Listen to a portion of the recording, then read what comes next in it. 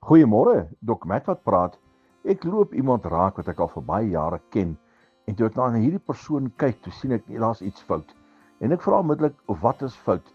Die persoon sê, my hartritmes is heeltemal die mekaar en die doodse sweet tap hom af. En ek vra nou hoe kom jy in so 'n situasie? Hy sê, my dokter kry ek nie in die hande nie.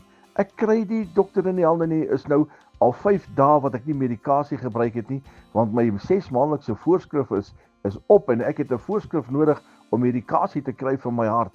En hierdie persoon het homself so opgewerk dat jy kan sommer duidelik sien hy is nie lekker nie.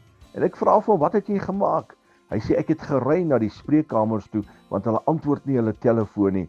En toe ek daar by hulle kom, toe het hulle verduideliking, hulle telefoonlyne is gesteel gewees en hulle wag dat hulle telefoonlyne reggemaak moet word sodat hulle weer kan kontak hê met die buitewêreld. My vriend, my kontaklyn met Jesus is altyd daar. Lyne kan nie gesteel word nie.